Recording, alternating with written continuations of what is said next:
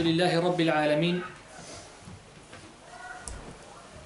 Wassalatu wassalamu ala ashrafil anbiya'i wal mursalin. Nabiyina Muhammad wa ala alihi wa sahbihi wa man tabi'ahu bi ihsanin ila yawmiddin. Ya ayyuhalladhina amanu taqullaha haqqa tuqatih wa la tamutunna illa wa antum muslimun. Ya ayyuhalladhina amanu taqullaha wa qulu qawlan sadida yuslih lakum a'malakum wa yaghfir lakum dhunubakum. ومن يطع الله ورسوله فقد فاز فوزا عظيما. أما بعد، السلام عليكم ورحمة الله وبركاته. Vi beder Allah subhanahu wa ta'ala om at redegøre vores hjerter fra shubuhat og shahwat, og vores handlinger fra ar-riya. Allahumma amin. I dag vi fortsætter med Allah subhanahu wa ta'alas hjælp med den serie vi begyndte med for nogle uger siden omkring fortolkning til islams søjler. Og sidste gang når vi til med Allah subhanahu wa ta'ala, når vi til as-salat, den anden søjle i islam, med Allah subhanahu wa ta'ala siger. Og med hensyn til salat, så aftaler vi, at vi gennemgår ikke kun salat, men vi gennemgår alle de ting, som salat er afhængig af, og som omhandler selve salat. Og det er tahara, og de ting, der omhandler tahara, som vi gennemgik sidste gang, og wudu, og wajibat inden for wudu, nawaqid al-wudu, og i dag med Allah subhanahu wa ta'alas hjælp, og vi forklarer selvfølgelig også disse tre principper, som vi forklarer sidste gang, som er vigtigt for os at kende til, når vi snakker om disse emner. Fordi de kan gøre og udgøre en klar og meget stærk fundament hos muslimen, som man altid kan vende tilbage til. Og i dag med Allah subhanahu wa ta'alas hjælp, vi fortsætter inshallah, vi er nået til ghusl, og vi forklarer, hvad ghusl er, og beviserne for ghusl, og hvordan ghusl skal udføres, og wajibat inden for ghusl.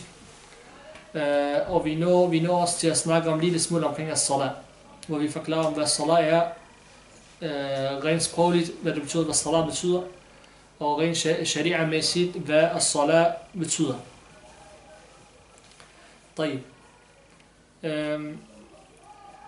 Sidste gang vi forklarede tre principper. Og jeg vil gerne tilføje en ekstra princip til, inshallah. Og den her princip, den omhandler vers fra Allah subhanahu wa ta'ala, hvor han nævner den klart og tydeligt, og ulema har udvidet den derfra, og Muhammad sallallahu alaihi wasallam har sagt også noget lignende præcis i hadith. Og det er der, hvor Allah subhanahu wa ta'ala siger, fattaqullaha mastata'tum. Fattaqullaha mastata'tum. Det vil sige, her taqwa for Allah subhanahu wa ta'ala, som I er i stand til. Og hvad betyder taqwa? Taqwa, det betyder, at du afholder dig fra det, Allah har forbudt gjort, og du forholder dig det, som Allah subhanahu wa ta'ala han har gjort obligatorisk over for dig, i frygt for ham subhanahu wa ta'ala, og frygt for hans straf. Det er det, som taqwa betyder. Taqwa, den er meget mere omfattende i al-khashya. Det er at frygte, som vi oversætter normalt på dansk, når vi siger taqwa, det siger frygte. Frygte, den omhandler ikke alt det, som taqwa den indeholder. Den er meget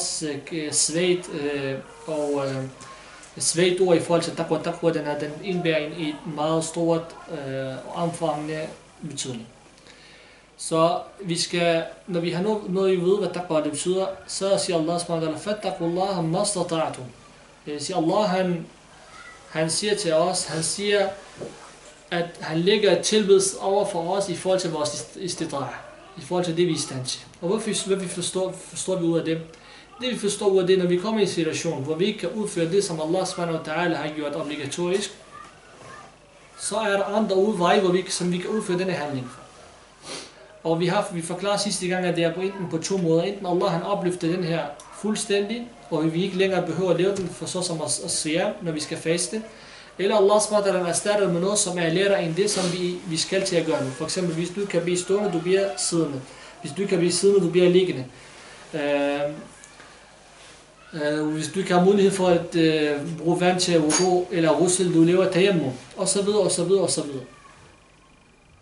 Så det er det, vi også skal huske, og I skal huske på. Det vil sige, hvis I kommer i en situation, I skal ikke gå i panik. Hvad skal vi gøre, og hvad skal jeg gøre? Lige pludselig, I er meget syge. I er så syge, for eksempel i jeres hovedbener, så I kan ikke bukke jer til ruku'. I kan ikke bukke jer til sujud. Jamen, så behøver det ikke at bukke dig til ruku' og bukke dig til sujud. Så bliver du siddende, og du bukker dig så meget, som du er i stand til, og det ikke bliver for svært for dig. Og her det er hvad? Ud fra hvad kan den her muslim gøre det her? Fattaqullaha mastata'tum. fattakullah mastata'tum. Det vil sige, muslimen skal altid have i sit hoved, at hvis han ikke er i stand til det, så meget som du kan. Så meget som du kan. Derfor Allah subhanahu wa ta'ala, det han har gjort obligatorisk over for dig, det er det så meget som du kan. Hverken mindre eller mere. Og muslimen, man skal heller ikke overdrive. Det vil sige, og det er derfor, den kan også sagtens blive misbrugt af muslimer. Og i virkeligheden det er ikke en undskyldning for dem. Jeg kan ikke bistående. Og i virkeligheden han kan godt, men han er måske bare for dårlig, så han bliver bare siddende. Og det skal jeg sige selvfølgelig, når der kommer salat al-wajibat, det er fra dens arkan, det er fra rukun. At han skal blive stående, faktisk fra shurut, betingelse, han skal blive stående. Så hvis han ikke bliver stående med vilje, han salat ugyldig. Det er hans wajibat salat. Mens det sunnah, det er tilladt for en muslim i alle, udover wajibat, alle salawat, udover det, at blive siddende. Det er tilladt for ham. Selvom han ikke er i stand til at stå op, er det tilladt for ham stadig at blive siddende. Men han får kun halv belønning. Han får ikke fuldkommen belønning for den salat. Taib, inshallah. I forhold til den qaida, inshallah, tilføj den til den skal vi snakke om sidste gang. Taib. I dag vi snakker om al-ghusl. Vi starter med at snakke om al-ghusl. Og hvad er al-ghusl? Ghusl det er at rengøre sit hjerte, eller rengøre sin krop med vand, som skal opløfte det beskidthed og det hadath, der kommer på kroppen, eller der er på dig. Ikke på, altså på kroppen, for eksempel når man har været sammen med sin kone, i tilfælde man har haft en våddrøm, i tilfælde en kvinde hun har haft en menstruation, al-hayd, eller en nifas, det som hun har, altså efter hun har født et barn. Og det vil sige, det er det samme som wudu. Og det vil sige, du fjerner alt det, som er en barriere mellem dig og din tilbedelse til Allah subhanahu wa ta'ala. Det er det, som ghusl også er. Den har samme betydning som wudu. Hvorimod ghusl og wudu, det er, at du vasker bare en del af kroppen. Mens ghusl, du vasker hele kroppen, og du skal fjerne det, som en barriere mellem dig og tilbedelse. Og i det her tilfælde, det er hadath, der kommer på dig. طيب. Og Allah subhanahu wa ta'ala, der er mange beviser for det. Allah subhanahu wa ta'ala siger, وَإِن كُنْتُمْ جُنُوبًا فَطَهَّرُوا. Og når I er i en tilstand af,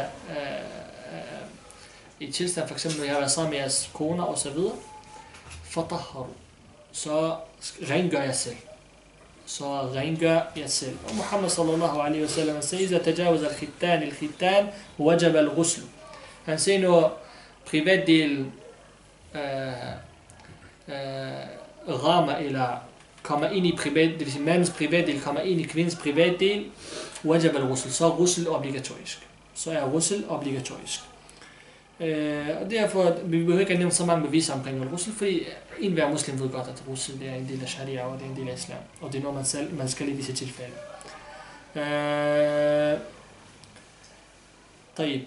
Hvornår bliver ghusl wajib? Hvornår er den wajib på en muslim? Den første tilfælde, det er al-janaba. Det er der, hvor manden og kone de har været sammen. Når de begge to er i tilfælde eller i tilstand af en janaba. Og den her, den betyder, altså det betyder ikke kun, at når mand, altså kvinden og manden, når de er sammen, det eneste krav for, at det kommer, det er, så længe hans privatdel rører hendes privatdel, selvom han ikke går ind med den, han skal lave stadig ghusl. Så længe hans privatdel rører hendes privatdel, så allerede her, ghusl er wajib. Selvom han ikke får det, der kaldes for orgasme. Det er stadig wajib for ham. Man skal huske det, fordi mange måske tror, jamen, det er kun wajib, hvis mand han får sin orgasme. Eller det er kun wajib, hvis mand han virkelig kommer ind i selve kvinden. Nej. Så længe hans privatdel rører kvindens privatdel, ghusl her, den bliver wajib for begge to. Og selve orgasme er også det noget, som man skal lave ghusl til. Orgasme, altså vi har to tilfælde. Altså det hedder, på arabisk, det hedder al-manni. Hvad hedder sæd? Man siger på dansk.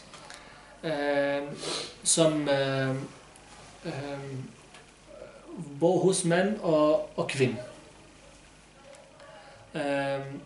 Og det her, det kan komme i form af, når de har været sammen, og det kan også komme i våddrøm. Det kan også komme i våddrøm, og derfor hvis man har våddrøm, man skal også vågne op, hvor man mærker, at mændene kommer ud af privatdelen. Altså der kommer orgasme ud af privatdelen, så skal man lave russel. Og i forhold til kvinden, der er forskel mellem mandni og al-madhi. Det er forskel. Jeg ved ikke, hvad al-madhi man siger det på dansk. Men jeg kan forklare forskellen. Altså al-madhi al-madhi, det er både mænd og kvinde, og al-madhi, den er mest kendt hos kvinden. Al-madhi hos mændene, den er tyk, og den er hvid. Okay, det der kommer ud af mands privatdel, orgasme. Eller sæd, kan man det, tror jeg. Og hos kvinden, den er gul, og den er tynd. Hos kvinden, den er gul og tynd. Så kvinden kan lægge mærke til en forskel. Og i forhold til madhi hos kvinden, den er hvid og klistrende væsk. Hvid og klistrende væsk hos kvinden. Og den er mest velkendt hos kvinden. Det er ikke så meget hos mænd, men det er velkendt hos kvinden. Og andre forskel er, at manden hos kvinden, det er, at når hun bliver tilfredsstillet, det vil sige, når det kommer, det vil sige, i form af orgasme, det kommer ud, hvorimod madhi ikke nødvendigvis. Det vil sige, det kan være bare tanken om noget seksuelt, tanken om disse ting, det kan få al-madhi frem hos kvinden. Og når der kommer frem, den kommer ikke frem, hvor man mærker det lige så vel, som man mærker, når man får orgasme.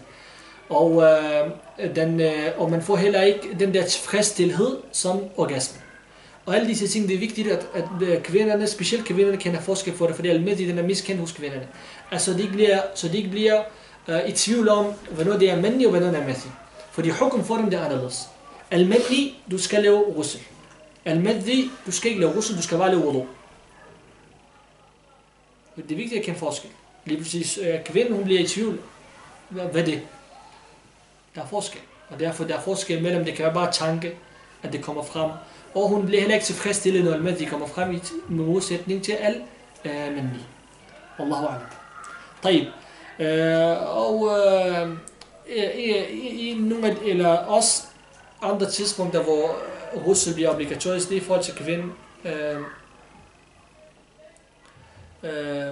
Hvis hun har det, der kaldes for al-hayd og al-nifas. Al-hayd, det er hendes menstruation, hendes periode. Efter det, hun skal lave russel. Og al-nifas, det er når kvinden, hun føder,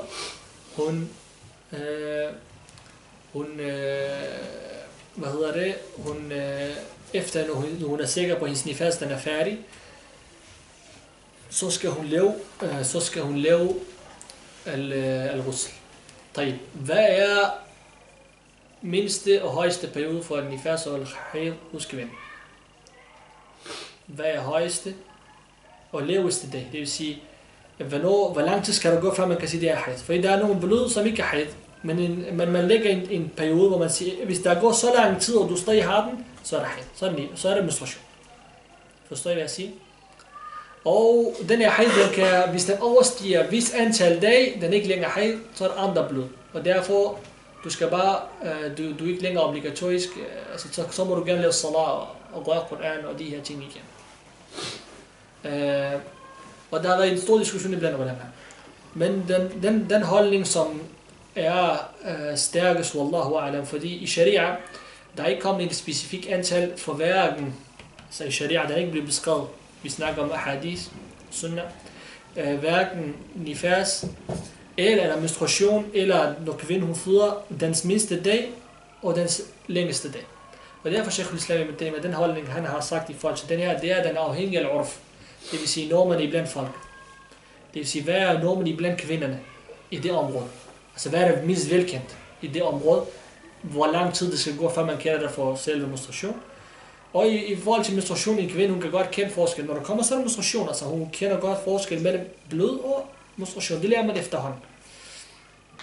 Og længste dag, i Sheikh al-Islam og det er også det, som siger klart ud fra bevisernes stærke stud. Han siger, at der er ikke en bestemt dag for det. Det vil sige, at den fortsætter til kvinden er sikker på, at det ikke længere er menstruation. Og nifas, hun forudsætter indtil kvinden er sikker på, at det ikke længere er nifas. Det kan være en måned. Det kan være der er nogle hushold, det er 3 uger. Så er det 3 uger. For der er nogle elementer, der har sagt 41 dage. Efter 41 dage, det er ikke længere nifas. Selvom de siger det samme ud, det er ikke nifas længere. Efter 41 dage, har de sagt. Hvad beviser for det? Ud fra sunna, der er ikke et klart bevis for det. Og derfor man siger, indtil kvinden, hun er sikker på, at det ikke længere er nifas. Og igen, når vi vender tilbage, al-yaqinu la yazulu bi shak. Når yaqin er, hun er nifas, så er den her yaqin, den kan ikke opløftes med en bestemt dag. Fordi yaqin er, hun har den nu. At bare ens betydning med, at der går 41 dage og 42 dage, hun har det sammen, den har ikke ændret sig. Så kan antal dage ikke opløfte noget, der er klart bevist i sharia. Og derfor den afhænger af selve kvinden. Når hun er sikker på, at den er færdig, så er den færdig. Så er den færdig. Og det kan også variere fra menstruation. En kvinde nogle gange, hun har 5 dage, nogle gange hun har 7 dage, nogle gange hun har 2 uger. Man ved det ikke. Man ved det ikke. Og derfor holdningen klart ud fra det stærkeste, som I får begge to, han har sagt, det er afhængig af al-urf i forhold til kvinden, den længste og den korteste periode. Tayyib. Og Allah subhanahu wa ta'ala, han siger, for at nævne et bevis, i forhold til haid og nifas, i forhold til kvinden, Allah subhanahu wa ta'ala, han siger i surat al-Baqarah, vers 222, فَاعْتَزِلُوا النِّسَاءَ مِنْ حَيْضِ فِي الْمَحِيضِ وَلَا تَقْرَبُهُنَّ حَتَّى يَطْهُرُنَّ فَإِذَا طَهَرْنَ فَآتُوهُنَّ مِنْ حَيْثُ أَمَرَكُمُ اللَّهُ فَاعْتَزِلُوا النِّسَاءَ من المحيض فاعتزلوا den er kendt mu'tazila, for det siger afhold jer fra og adskil jer, fordi mu'tazila, den stammer fra ham som starter den, nu kan jeg ikke huske hans navn, ham som starter den, han begyndte at lave sin egen jama'a blandt muslimerne, han adskilte sig fra muslimer eller sin egen jama'a, og derfor man kaldte på mu'tazila. Og her Allah subhanahu siger fa'tazilu an-nisaa fi al-mahid, afhold jer, adskil jer fra kvinderne i tilfælde al-mahid. Og i det tilfælde er ikke og subhanallah, på sig vores din, det er din al-wasata. Det er en din, som er mellem. Fordi jøderne, når en kvinde, hun havde menstruation, de plejede at sige til hende, hun er beskidt, og de kom slet ikke i nærheden af hende. Hverken snak eller noget som helst. De lod hende være indtil hun blev færdig. Hvorimod kristne, de var ligeglade, de var også sammen med hende helt normalt. Samleje det hele, det er helt normalt. Vores din, den er midt. Du må ikke være sammen med hende, som du er normalt, men du kan stadig være sammen med hende. Det vil sige, du må lave alt med din kone, undtagen seksuelt samvær. Undtagen, derfor, fa'tazilu an-nisaa fi al-mahid, det skal ikke forstå, at overholde jer helt, nej. Fordi sunna, den har forklaret det. Og Muhammad sallallahu alaihi wa sallam, han har været sammen med, ikke seksuelt samvær, men han har været sammen med Aisha radiyallahu ta'ala i tilfælde, hun har haft menstruation, hvor hun har stadig haft bukser på, og det hele. Så det vil sige, det man kalder for en nydelse, det her nydelse samvær mellem mand og kvinde, det er ikke haram i tilfælde, hun har i både i nifas, og hun har menstruation. Det der er haram, det er, at man er seksuelt sammen med sin kone. Og så siger Allah subhanahu wa ta'ala, lad være med at komme i nærheden af den, indtil de bliver rene. Det vil sige, den her najasa, den her deres hadath, den opløftes, og de laver al-ghusl, og derfor siger Allah subhanahu wa ta'ala, og når de har gjort det, og når de er rene, så kom hos dem og være sammen med dem, på den måde, som Allah han har beordret jer til. På den måde, som Allah subhanahu wa ta'ala han har beordret jer til.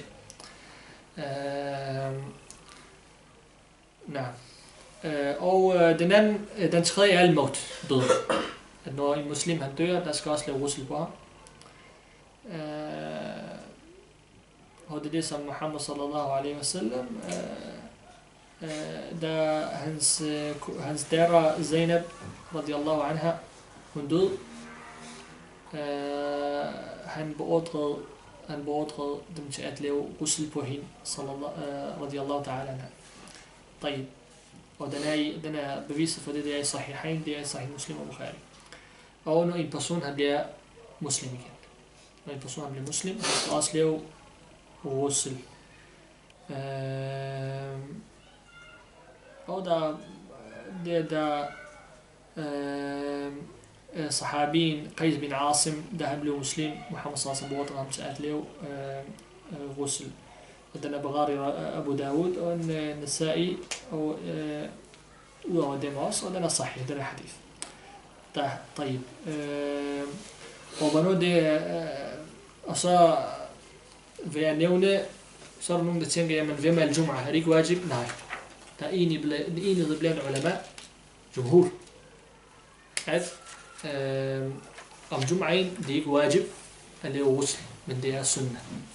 Det er sunnah, og den er højt opfordret til, at man laver ghusl, inden man tager til selve salat, og det er en af de 7 ting, som man laver på 7 eller 8. 7 eller 8 sunnah, man kan lave på dagen, på Jum'ah-dagen, som er højt prioriteret i islam.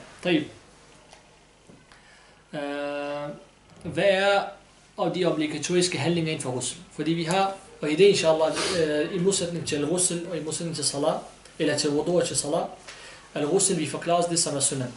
Fordi der er mange, der tænker, der ikke er adskil mellem det der sunnah i ghusl og det der wajib. Og hvad er det, man skal bare gøre, som er nok til, at du lever, at du har ghusl? Du har ghusl. Og lige for at nævne i forhold til Yawm al-Jum'ah, så at lave ghusl på Yawm al-Jum'ah, fordi det er selve sunnah, der er nogle ulama, der har sagt, at du skal også lave wudu. Du skal også lave wudu. Men er den eneste holdning? Nej. Faktisk jumhur har sagt det modsatte. At du behøver ikke at lave wudu. Bare du går i bad, og vi forklarer i det, hvad det som er obligatorisk i ghusl. Så længe det overholdes, så har du wudu, og du kan bare gå over og lave salat.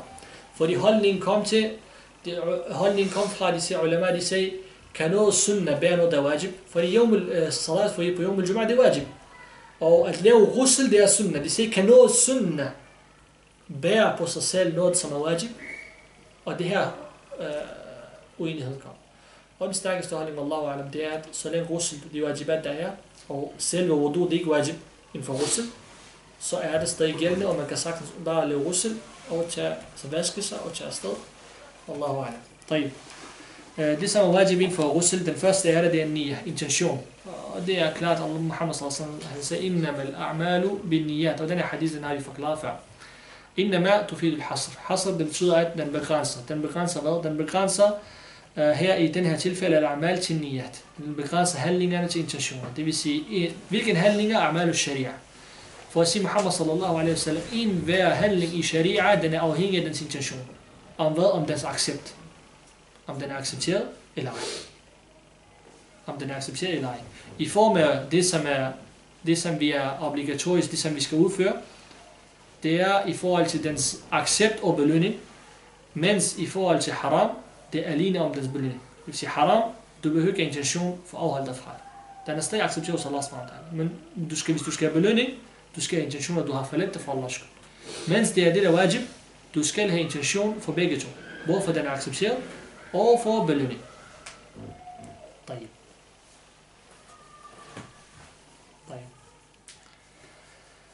Nu har vi nævnt al-niyya. Og det her, husk det her, ikhwan, der er kun 3 ting, som er wajib inden for al-ghusl.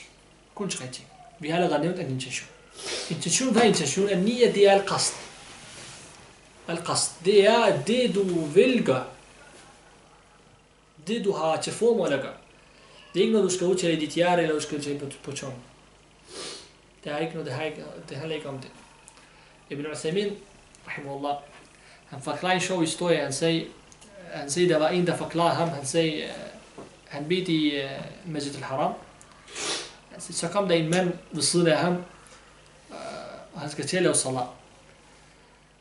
Så han begyndte at læse intention op med munden. Og ulama, de har sagt, det er bid'ah. Det er bid'ah at lave intention med munden. For det er en intention, det er al-ibadah. Og noget, som ikke er nævnt specifikt om al-ibadah, det er mashru'an bi i vores sharia. og du udfører det, så det er bid'ah. Det er en ny fornyelse. Fordi Muhammad sallallahu alaihi wasallam, der er ikke noget, der er bevis for det. Alle ulema er enige omkring det. Så han siger, han kom ved siden af ham, så han begyndte, han sagde, jeg har intention om. Så han nævnte i dag sådan her, jeg har intention, jeg er i Masjid al-Haram, jeg skal bede 4 rakat asr. Bagved, han nævnte imamens navn. Og så sagde han, ja, salat al-asr al-wajiba. Så indtil han skulle lave den her, så sagde han til ham, venlig. Du glemte datoen og tiden. Så Sheikh han grinte, han siger, hvad er det for noget? Hvad er det her for noget? Det er ikke noget fra din intention, det er al-qasd. Hvad er al-qasd? Det er, at bare du er klar over det, du skal til at overføre. Det vil sige, hvis du sidder på sofaen og salat al-maghrib og går ind, du har ikke wudu. At du rejser og går på toilettet. Hvorfor du går på toilettet? For at lave wudu. Det er det nok. Du laver bare wudu og kommer ud. Det er det din intention. Det er det kaldes intention. Og når du kommer ud, skal det til at lave salat. Hvorfor har du lavet wudu?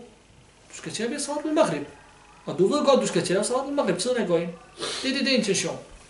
Ikke noget i sit hjerte og begynder at snakke og holde en sjæl. Og den anden, det som er wajib også ud over en intention, det er vaske hele kroppen. Afvaskelse, kan man sige det? Afvaskelse? Ja, afrenselse. Altså ikke rens, det er ikke fordi man er beskidt, men i tilfælde, hvis det er, man har haft hadath på sig. Men afvaskelse eller afrenselse af hele kroppen med vand. Hvor man gnider med sin hånd, på alle de steder, man kan nå på sin krop. Man gnider, og det er det, altså nu nævner jeg gnid, fordi bogen nævner det. Men er det noget, som er enighed blandt ulema? Nej, det er det ikke. Men så længe vandet, den når og ramme hovedet, og du er rødt, det er nok. Men vi nævner, som bogen nævner, inshallah. De siger, at man skal gnide sin hånd, så man er sikker på, at vandet, den har ramt, og man gnider så meget, som man kan. Det vil sige, de steder, man ikke kan nå, den hælder man bare vand over. Men som udgangspunkt, man bruger sin hånd til at gnide på sin krop, alle de steder, man kan nå. For eksempel, man kan ikke nå ryggen. Man kan ikke nå hele ryggen, så du bruger bare vand. Du sørger for, at vandet den kommer, og den hældes over din ryg.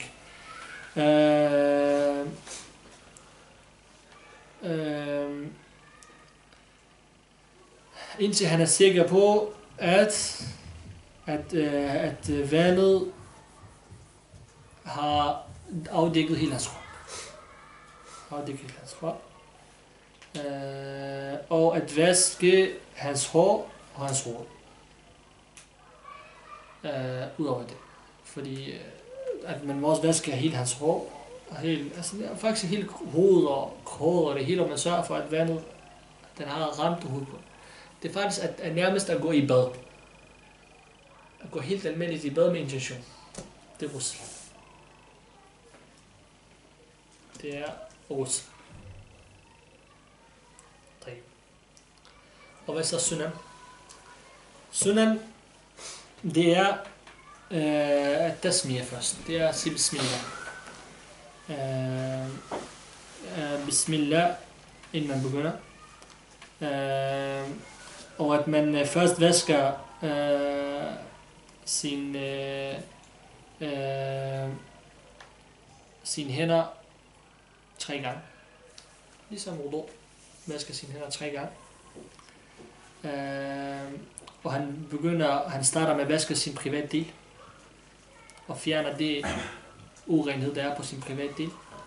Hvis i tilfælde, han har været sammen med sin kone og så videre. Og i det her tilfælde, hvordan gør han det? Det der blev nævnt, det er, at han tager vand fra sin højre, putter den i sin venstre, og med venstre hånd, han vasker sig derned. Så derefter, så laver han al-wudu, en fuldkommen wudu, som vi har forklaret. Han laver en fuldkommen wudu, som vi har forklaret. Og han laver wudu fuldkommen, undtagen han venter med at vaske sine fødder. Hans fødder vasker han ikke.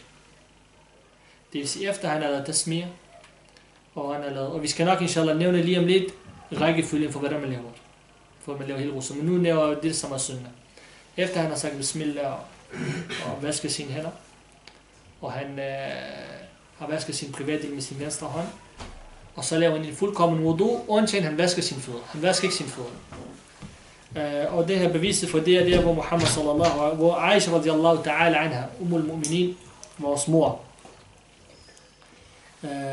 hun sagde radiyallahu anha, أن النبي صلى الله عليه وسلم كان إذا اغتسل من الجنابة يبدأ فيغسل يديه ثم يفرغ بيمينه على شماله فيغسل فرجه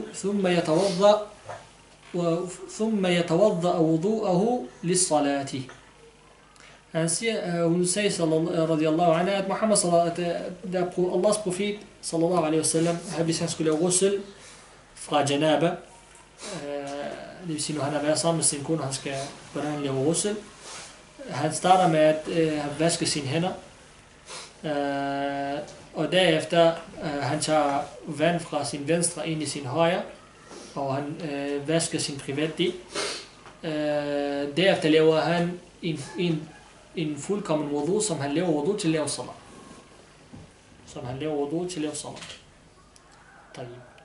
Højre til venstre? Jo, inshallah, det kommer vi også til at nævne. Det er også en del af, men det kommer vi til. Du sagde fra venstre hånd til højre hånd? Nej, fra han højre, han putter den i venstre, og så vasker han sin privatdel. Og hvordan er ghusl fuldkomment? Så hvordan beskrives det til en person, han går ind i salat, han er ikke i form af janaba, han går ind for at lave ghusl. Hvordan skal han lave? Han siger bismillah med intention om, at han skal opløfte. Husk på, at intention er ikke den samme intention, som man laver om fredag. Det vil sige, han har intention om, at det han skal lave, det er at fjerne janaba fra sig, fjerne den her hadath fra sin krop. Han starter med at sige bismillah og intention, og så går han ind med venstre fod ind. Altså hvis det er i vores tilfælde, hvor toilet og bad og sådan noget, det er samme sted. Man går med venstre fod ind. Og derefter, han vasker sine hænder 3 gange. Og så han laver istinja, det vil sige, når man sidder på toilet og så videre, hvis det skal laves, ikke hvis det ikke skal laves. Derefter så vasker han med sin venstre hånd sin private del, og han fjerner alle de ting, som er beskidt og urent fra det. Derefter han laver en fuldkommen wudu, undtagen han forlænger at vaske sine fødder, indtil når han er færdig med selv at lave ghusl. Det vil sige, han vasker alt undtagen sine fødder. Derefter så tager han og lægger vand på han vasker, han lægger vandet på sit hoved og sørger for, at vandet den rammer hele hans hovedbund. Han sørger for, at den rammer hele hans hovedbund. Og derefter så vasker han hans hoved. Altså hele hans hoved. Sammen med hans ører 3 gange. Og så tager han vandet og lægger den, sørger for at vandet, for eksempel i det her tilfælde, det er meget nemt faktisk, at man tager vandet og holder den og vasker fra sin højre side. Man starter fra at vaske sin højre side og vaske alt det, og husk, hvis man kan bruge sine hænder til at gå ned, man bruger sin hånd til at gå ned, mens man vasker, der kommer vand på. Og derefter så sin venstre, og så vasker han sin underarm. Han vasker sin underarm. Og så til sidst, så vasker han, når han er færdig med at lave selve det, han har vasket det hele, så vasker han sine fødder helt til sidst. Ligesom han vasker dem i wudu. Og den her bevis for det er samme hadith, som vi nævnte lige før. Hvor samme hadith, men den fortsætter lige lidt længere, hvor hun fortsætter efter den hadith, vi nævnte, hvor hun siger, sallallahu radiyallahu anha, at derefter så Muhammad sallallahu alaihi wasallam, han vasker sit hår med vand, og så han tager det ud, det der med nærmest gnidagtigt på sit hår 3 gange, og så tager han vandet og lægger den, sørger for at den kommer på hans højre side, eller på hele hans på hele hans krop. Det vil sige, derefter så lægger han vandet på hele hans krop og sørger for, at alt bliver vasket. Og til sidst, han vasker sin fod. Og den her hadith, den er i Bukhari og den er Muslim. Og det var sådan Muhammad sallallahu alaihi wasallam, han plejede at lave ghusl sallallahu alaihi wasallam. طيب. Hvad er haram for en, når man er i ghusl-tilstand? Eller når man er i janaba-tilstand? Alle former for salawat er haram. Om det er fard eller nafila. På samme måde som når man ikke har wudu. Adra, mushaf. Og så nævner de også tawaf. Og så nævner de også at recitere Koran. At recitere Koran. Men den her, der er delte holdninger. Men wallahu alam, jeg kan ikke huske den stærkeste holdning. Men her de nævner, på grund af Ali radiyallahu an, hvor han sagde radiyallahu an, kan Rasulullah sallallahu alaihi wasallam yaqra'una al-Qur'an ala kulli halin ma lam yakun junuban. Han siger, at han plejer at læse og recitere Koran i alle tilfælde, undtagen når han var i janaba-tilstand. Så det vil sige her, at de har taget den holdning, at det ikke tillader også at recitere Koran. Og så nævner de også, at opholde sig i masjid. Undtagen, hvis det er en nødvendighed, at man skal gå igennem masjid og så videre, så siger de, der er ikke noget galt med det. طيب. Så bliver vi med Allah subhanahu wa ta'ala selv færdige med selve tahara, selve wudu og med selve al-ghusl. Så nu kommer vi til selve salat, og det eneste vi forklarer i dag, det er salat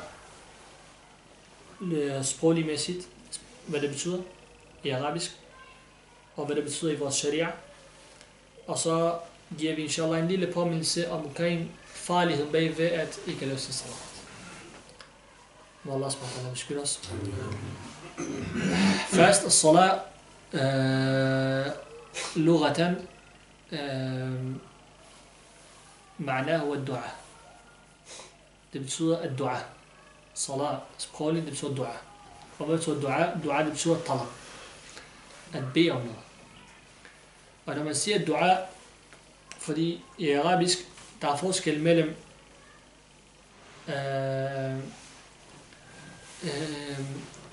graderne og status for de mennesker, man bader om noget.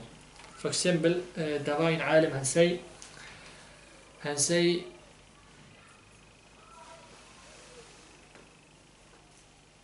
طلب باستعلاء وعكسه دعاء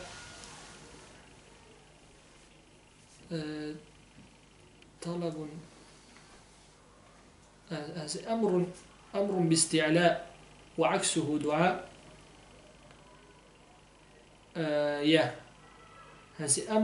أمر استعلاء وعكسه دعاء ومن مساوي فالتماس وقع. Han sagde, her han forklarer, når Allah han beder os om noget, når vi beder Allah om noget, og når vi beder i den menneske om noget. Hvad betyder det i sharia? Og hvad betyder det i vores din? Han sagde, når det kommer fra Allah subhanahu wa ta'ala, han siger, at han beder os om noget, vi skal gøre, så er det wajib. Og så amrun isti'la. Det er noget, du skal udføre, og det er wajib. Og aksuhu dua. Det vil sige, når det er fra os, Allah det er dua. Og hvad dua det er talab. Det vil sige, når vi beder Allah om noget, det er dua. Når vi beder Allah om noget, det kaldes dua. وفي التساوي فالتماس وقع. Og når det er overfor, det vil sige, når det er os overfor hinanden, så er det tasawi lighed. Det vil sige, det er su'al. Det er su'al. Eller ikke su'al, men du beder om noget. Der er forskel, man siger dua. Han har kun nævnt at dua her, men det bedre også at nævne su'al, fordi der er forskel, at dua, det kaldes kun for, når vi beder Allah. Når vi beder Allah subhanahu wa ta'ala. Men når synd for eksempel, eksempel, vi tager noget, som er meget mere præcist. Når slaven, han siger til sin ejer. Fordi når ejeren, han beder slaven om noget, sin slave om noget, sin tjener om noget, er det dua, er det su'al, eller er det iltimas, eller er det isti'la, altså amr, wajib, det er noget, du skal gøre, han skal gøre. Det er wajib, han skal gøre det. Og fordi han er højere end ham, og han er tjener under ham. Hvad hvis tjeneren, han spørger sin herre, eller hvad hedder han? Ja. Sin herre, eller ja. Gud. Ikke Gud. Nej, tjeneren, han beder sin chef, ham som ejer ham, han beder ham om noget. Siger vi så, det er dua? Nej, dua det er specifikt til Allah SWT. Men det er su'al. Det er su'al. Så det har været bedre, hvis han havde nævnt det også på den måde. Allah. Det vil sige, at salat sprogligt, det er dua. Hvad er sharia-mæssigt? Sharia-mæssigt, det er udtalelser og handlinger, som sharia har beskrevet specifikt, og det starter med takbir og slutter med salam. Det er taslim. De oversætter det på dansk. Det er sådan, man oversætter det på dansk. Det er handlinger og udtalelser, som starter med Allahu Akbar, det vil sige med takbirat al-ihram, og slutter med taslim, og som er specifikt beskrevet i sharia. Hvad mener vi med specifikt beskrevet i sharia? Det vil sige, salat er ikke ibadah jo, og derfor vi må ikke tilføje noget, som det er i ibadah. Hvis den er specifikt beskrevet, hvordan vores salat skal udføres. Så det er disse. Salat, den indeholder både udtalelser og handlinger, som er specifikt beskrevet i vores sharia, starter med takbir, slutter med taslim. Det er salat i vores sharia. طيب. Og hvad er gavn bag ved salat? Prøv at lytte til, hvad Muhammad sallallahu alaihi wa sallam han sagde. Han siger sallallahu alaihi wa sallam, han sagde, har I ikke set, hvis I har en flod, der går foran jeres dør, jeres hoveddør, der går en flod vand. Og en af jer, han vasker sig med den her flod 5 gange dagligt. Vil der være noget beskidthed på ham tilbage? Så sagde sahaba, der vil ikke være noget beskidt tilbage på ham. Shay'un nakira. Intet beskidthed var på ham. Det vil sige, de siger, at han vil være helt ren. Så siger sallallahu alaihi wa sallam, og på samme måde er de 5 salawat om dagen. Allah subhanahu wa ta'ala, han renser også for vores synder. Så forestil dig, hvis ham der dagligt, han lever sine 5 daglige bønner, han får på den her måde, til sidst, han har ikke nogen synder. Selvom hver en, han må kunne, hvor mange synder han lever dagligt, hvis han lever sin salawat, det kan være Allah subhanahu wa ta'ala, han renser ham for alle hans synder. Han renser ham for alle hans synder.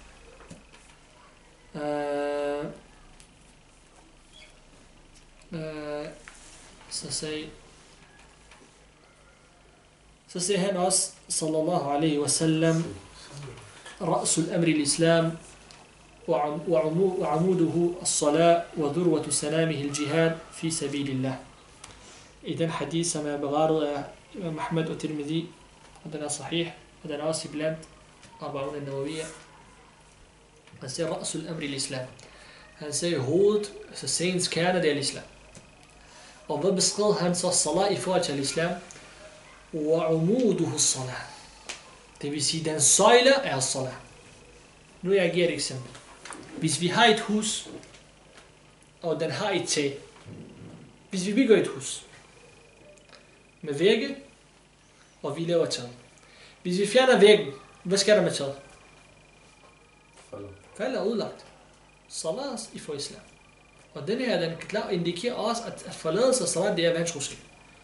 Fordi hvis kernen og hovedet, det er islam, og det som holder islam, det er salat, hvad hvis salat den ikke er der? Så er det ikke noget islam. Så falder islam. وَذُرْوَةُ سَنَامِهِ الْجِهَادِ. Og toppen er det er al-jihad fi sabilillah. طيب. Og så nævner vi inshallah farligheden bag ved at forlade salat. Må Allah SWT beskytte os. Og jeg er meget imod dem, som... Altså der er forskel, vi ved godt, at vi skal snakke om hikmah i da'wah, og hvordan vi forklarer tingene til folk. Men mange gange, vigtigheden af at forklare tingene som det er også vigtigt. Ikke at du overdriver, og du er... En ting er at forklare realiteten af forladelse af noget, og at du er hård i din retorik. Der er forskel mellem dem. Det er for eksempel, hvis du er hård, og du råber, og du giver ham dreveblik, det er noget andet. Det er ikke det, vi snakker om. Men vi snakker om at snakke om realiteten af det forladet. Det skal forklares som det er. For ellers mange folk, de forstår ikke. Hvis de ikke kender farligheden bag ved at forlade noget, de vil ikke forlade det.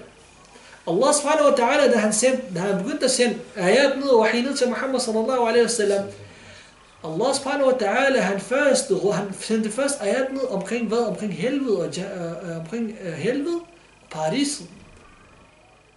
Hvorfor? Fordi Allah subhanahu wa ta'ala forklarer dem først om helvede, hvordan helvede beskrivelse er, og straffen og så videre. For at lægge den her taqwa i deres hjerte, at bagefter når Allah han beordrer med noget, at de tænker, hvis vi ikke gør det, der er helvede, der venter. Men hvis jeg gør det, der er også paradiset, der venter. Det vil sige, først nu vi har forklaret om belønning for salat, så den renser dig fra dine synder dagligt. Som Muhammad sallallahu alaihi wasallam siger, den renser dig for alle de synder, du begår om dagen. Og i den hadith Muhammad sallallahu alaihi wasallam, at salat, den rengør alle hans tidligere små synder. Alle hans små synder. Og hvor mange små synder har vi ikke, må Allah beskytte os og tilgive os? Vi har mange. Vi burde frygte Allah subhanahu wa ta'ala og være bekymret for vores tilstandsbarn. Så mange gange skal bare sige som det er. Ikke du skal være hård og sådan. Nej, sig det som det er. Mange der siger, selvom de har holdning at forlade salat, det er kufr, de forklarer ikke det kufr. Ja, på grund af at være uenighed. Jamen, okay, det kan godt være, der er uenighed. Men man kender ikke holdningen nu fra ulama, akhi. Man kender holdningen nu fra beviserne. Og det er sådan, de bliver godkendt. Ikke på grund af ham, det aliman har sagt det, ham, det aliman har sagt det. Der er ikke noget. Selv Sheikhul Islam er med tingene. Selvom han er Sheikhul Islam, han har også været fejl i nogle sager. Ser vi så til ham, så længe han er Sheikhul Islam, han har sagt det, vi følger ham. Nej. Der er ikke noget, vi følger blindt, undtagen Muhammad sallallahu alaihi wasallam. Prøv at sige, først og fremmest, selv kuffar bliver straffet for forladelse af salat. Selv kuffar bliver straffet for forladelse af salat. Prøv at sige, det er ikke wajib for dem at lave salat. Hvornår bliver salat wajib? Det er når du bliver muslim. Islam gør det wajib for dig. Men selvom de ikke er det, Allah han straffer dem stadig. Og derfor Allah subhanahu wa ta'ala siger, ma salakakum fi saqar? Qalu lam nakum min al-musallin. Hvad har bragt jer i al-saqar, helvede? Så vi var ikke blandt dem, som lavede salat. Hvem er så muslimen, der ved, at salat er det, han skal lave? Kafiren, han ved ikke, at han skal lave salat. Muslimen, han ved ikke, at han skal lave salat. Han ved, der er 5 obligatoriske bønner, som mindst han skal lave salat. Og han gør det ikke. Dovenskab eller kibber, hårdmodighed. Og hårdmodighed, det er den værste form for vantroskab. Du er hårdmodig til at underkaste af Allah subhanahu wa ta'ala. Det var det, som gjorde at dem, Iblis, han blev kafir. Allah, han beordrede ham. Sagde, nej. Jeg er bedre end ham. Han var hårdmodig. Så hvordan kan du beordre mig til at, med noget, som jeg ophævet over? Allah beskytter os. Allah subhanahu wa ta'ala han siger, فَخَلَفَ مِنْ بَعْدِهِمْ خَلْفٌ أَضَاعُوا الصَّلَاةَ وَاتَّبَعُوا شَهَوَاتٍ فَسَوْفَ يَلْقُونَ غَيًّا. At der vil forekomme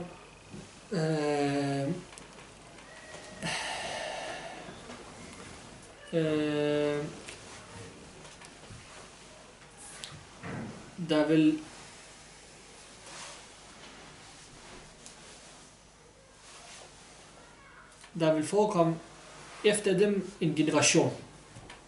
Der vil komme efter dem en generation, som vil forsømme og forglemme as-salat. وَاتَّبَعُوا الشَّهَوَاتِ. Og de vil følge deres lyster. Allah han forklarer, hvad shahawat den leder til. Og hvad er nærmest hudoversing til folk i laver salat, det er shahawat. Fordi den dækker over det hele. Shahawat, det er den der lyst, du har i dit hjerte. Altså den her, jeg vil kalde det dyriske lyst. For det dyr har også shahawat, og de har også lyster, og de gør bare som, de er sultne, de spiser. De er trætte, de sover. Sådan er det. Et menneske, han når et punkt, han gør ikke andet end det her. Han er sulten, han spiser. Når han skal udføre sin behov, han gør det haram. Han skal tjene penge, han gør det haram. Han skal spise, han spiser haram. Han skal drikke, han drikker haram. Han har lyst, han dækker op haram. Det er sådan. Hvad er forskellen mellem dig og dyr? Hvad er det et dyr bedre end dig?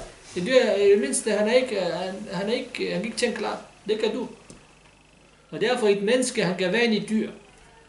Må Allah beskyttes. Han kan komme til et punkt, hvor han er vant i dyr. Og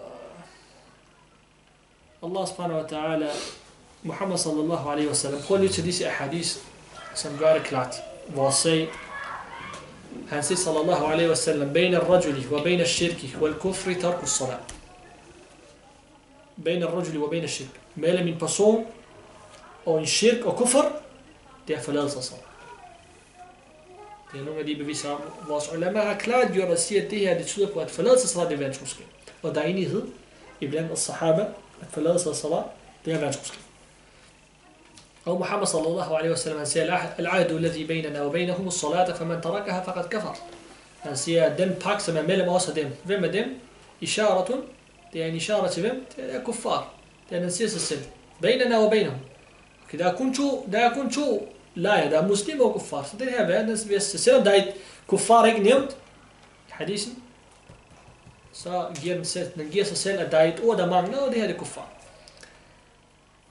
فَمَنْ تَرَكَهَا, den end der forlader det, فَقَدْ كَفَرْ. Så han begår vantroskab. Husk som udgangspunkt, kufr, der bliver nævnt i Koran og Sunna, det er stor vantroskab, indtil det modsatte bliver nævnt, at det ikke er stor vantroskab. Som udgangspunkt, når Allah siger kufr, nævner kufr, og profeten siger kufr, det er stor vantroskab. Så er der beviser på, at det er lille vantroskab. Der er ikke nogen bevis. Der er ikke nogen bevis, særligt det modsatte er det. Allah subhanahu wa ta'ala, han siger om hvem? Han siger om mushrikin. فإن تابوا وأقاموا الصلاة وآتوا الزكاة فإخوانكم في الدين. Så er de jeres brødre, så er de jeres brødre i din. Færdig er de vores brødre i din? Nej. Hvis de laver tawbah, og de ikke laver salat, er de vores brødre i din? Nej, de skal også lave salat. De skal også lave salat. Og Muhammad sallallahu alaihi wa sallam, han siger om salat, han siger, man hafadha alaiha, kanat lahu nuran wa burhanan wa najatan yawm al-qiyamah. ومن لم يحافظ عليها لم يكن له نورا ولا برهانا ولا نجاة وكان يوم القيامة مع قارون وفرعون وهامان وأبي بن خلف والله بسكوس وصبا محمد صلى الله عليه وسلم siger om dem som ikke laver salat. Først siger hvem end der holder fast i det og beskytter dem og passer på dem, og de laver dem. På dommedagen, hvad der vil der være til ham? Der vil være nur. Der vil være salat, vil være lys for ham på dommedagen. Der vil være en burhan, der vil være en bevis for ham. Han har været tilbedt Allah subhanahu wa ta'ala. Og najatan, og det vil være redde ham. Der vil beskytte ham på dommedagen. Og ham, som ikke passer på det, så kommer det. Der vil ikke være noget nur til ham. Der vil ikke være noget lys til ham på dommedagen. Og den vil heller ikke være bevis for ham. Heller ikke nogen beviser for ham på dommedagen. Og han vil heller ikke blive reddet på dommedagen. Og hvem vil han være sammen med?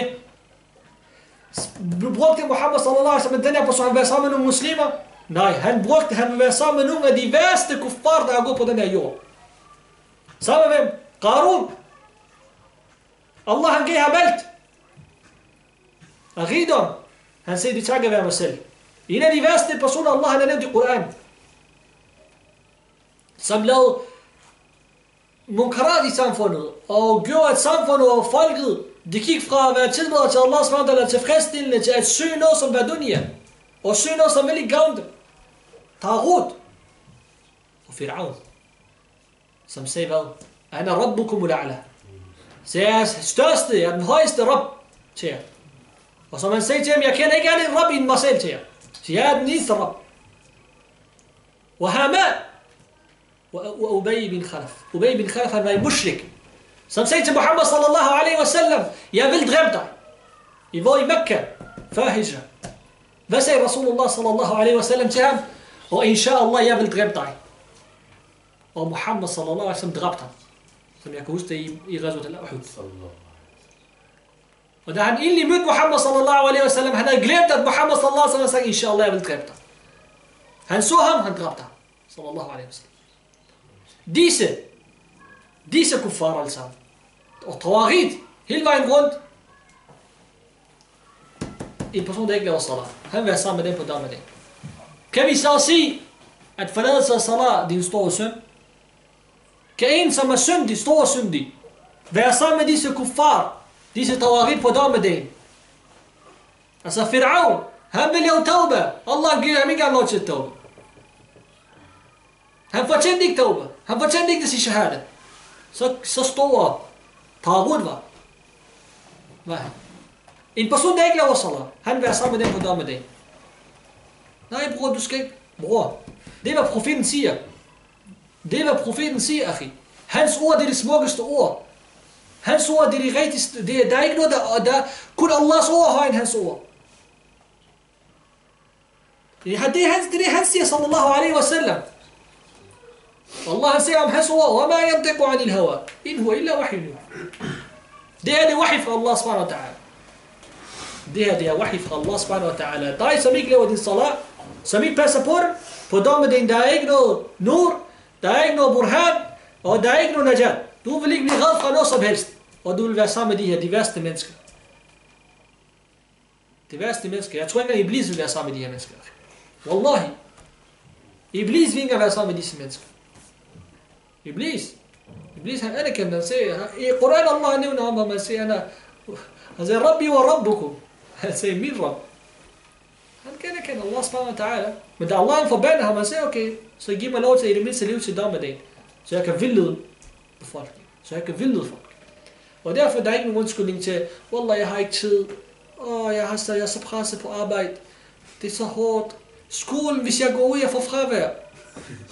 Wallahi, min bror og min søster i islam, wallahi, at du lever på gaden hele dit liv, og du aldrig får dig en uddannelse, og du lever et færdigt liv, du har ikke et sted at bo, wallahi, hele dit liv, og du lever i det, man kalder forfærdeligt liv, rent dunyamæssigt. Hele dit liv, det er bedre for dig, end at forsømme en salat. En salat.